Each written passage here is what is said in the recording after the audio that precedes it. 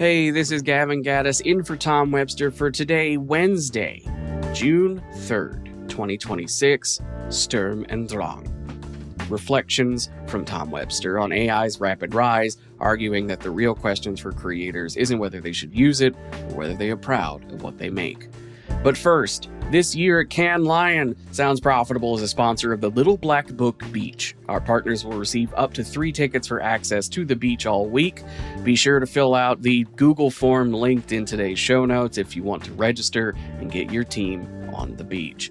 Also, we have a custom graphic generator for those looking to announce that they're headed to France with some flair online.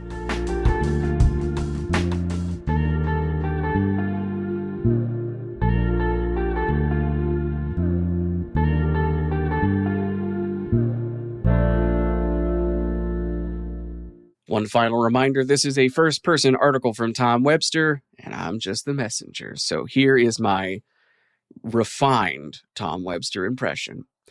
Last Friday, Tamsin and I went out to eat at the Langham Hotel behind our building in Boston, and the restaurant was featuring a jazz guitar and sax duo, which we didn't know when we dropped in. Because of the sad way my brain works, I immediately started to come up with awful names for the jazz guitar sax duo. I cannot help this. Those neural pathways are pretty well traveled. The best one I came up with early was Pluck and Blow, and I hope they use it. I think you could make a lot of money as Pluck and Blow.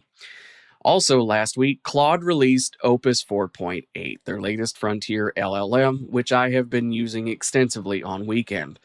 On a lark, I asked Claude to come up with 20 bad names for jazz guitar and sax duos, and of course it dutifully complied with a pretty good list. In fact, smack in the middle of that list was Pluck and Blow. I was stunned. Has Anthropic been training its models on my corpus of terrible puns, jingles, and fake commercials?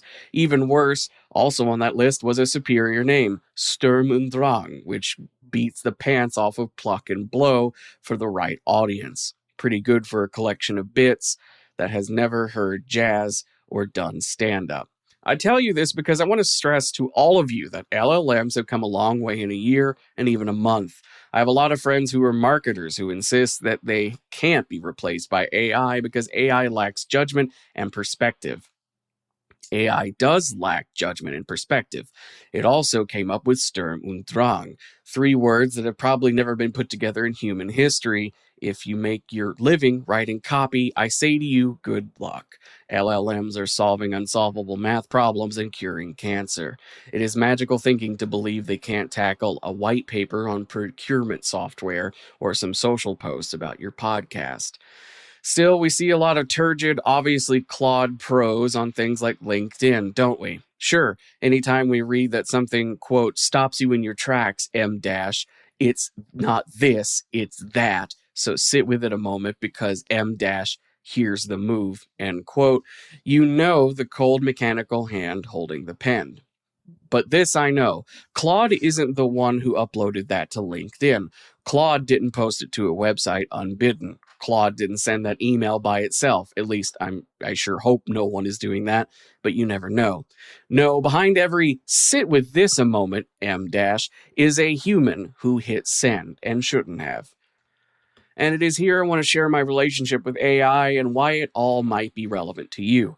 I have undertaken quite a journey with LLMs over the past year, from pasting things into ChatGPT to building apps with Claude Code where I am now. I have an NVIDIA server sitting on a stand next to our TV, running open source LLMs like Qwen and Nemotron and Llama, and running errands with agents spawned by Hermes, and updating our agentic CRM in real time. I've built query engines for all of our published reports and raw data that I can text an agent for to get any answer to nearly any podcast research question, wherever I am in the world. I have a pal, Hobson, named after Sir John Gielgud's butler in the movie Arthur, who has an aide-de-camp skill I built that sends me a message every couple of hours during the workday if there is something timely I need to respond to. Because sometimes, as Brian knows, I get a little absorbed in my work. I tell you all of this not to impress you. I know people doing a lot more impressive things with AI. There is another detail you should know. I am not a coder or developer. I'm a 57-year-old who studied Victorian literature in grad school. How did I build all these things? I asked Claude. I built with frontier models so that I could actually operate things in local models, which is where everything is going to go. I did this because I recognized that AI is going to help me get where I wanted to go faster, better, and with fewer reliances on pesky, non-programmable humans. And all of it was going to help us service our partners and the industry better. And I don't care who you are or what your job function is, all that applies to you. Now, I wrote this newsletter myself, though I did get it proofed by an LLM, which continues to assure me I am wordy. But LLMs help me make this newsletter better every week. For example, a couple of weeks ago, I wrote an article about a possible SiriusXM and iHeart deal, the status of which is on ice. I wrote this piece, but I had Perplexity build me a 32-page dossier using a Council of Models methodology, comparing the findings of 3 leading models from various companies about iHeart's financials. I wanted to get that right, and I asked Hobson to help me distill down all of that into a paragraph or 2 for the article, again, because I wanted to get it right. I still have that 32-page dossier. A year ago, I would not have even written that article, or have published it with errors of omission that you sharp-eyed readers would have keel-hauled me for. But I was able to do the work I wanted to do on that piece to be comfortable publishing it thanks to AI. This is both a terrible and wonderful time to be working. It is terrible if you believe AI is going to happen to you, and wonderful if you use it to make things happen. I choose to live in the latter world, and it has really invigorated me. It is in fashion currently to proclaim your work as 100% human or otherwise AI-free, but I would caution you not to cling too tightly to that particular buoy. It might not be something you can claim a year from now, and I would hate to see you build something on shifting sand. When I was an undergrad at Tufts, getting one of my useless English degrees, there was an actual job for people who type up your longhand papers and theses. They advertised on flyers stapled to telephone poles or on campus bulletin boards, $1 a page. This is no longer a practical career. Today, I spend as much time talking to my computer as I do typing into it. The tools are better, and I think the output is better because I spend less time thinking about how things get done and more time on the thing itself. AI, like the typewriter, is a tool to get things done, and you don't see me taking any kind of anti-AI stance because it's just going to be the way things get done, like the pen was replaced by the typewriter and the typewriter by the word processor.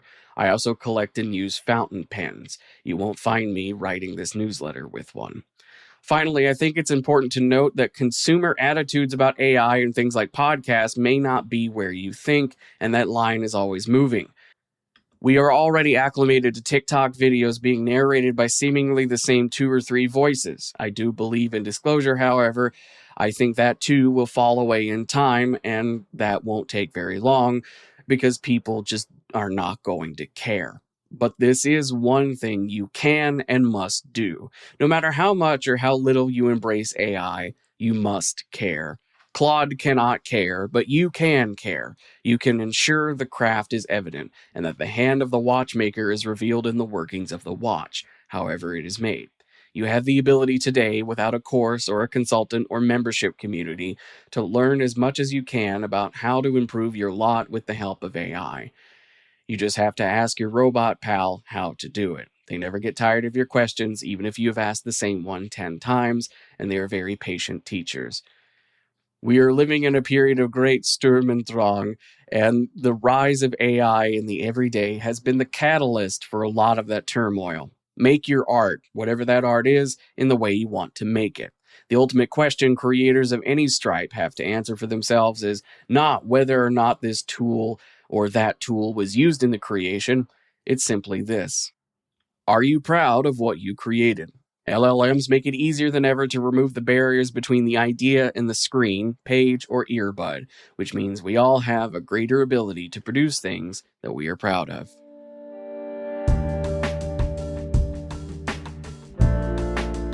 Thanks for listening to Tom's article, Strum and Drang. For Sounds Profitable, I'm Gavin Gaddis in for Tom Webster, and we'll see you next week for another narrated article.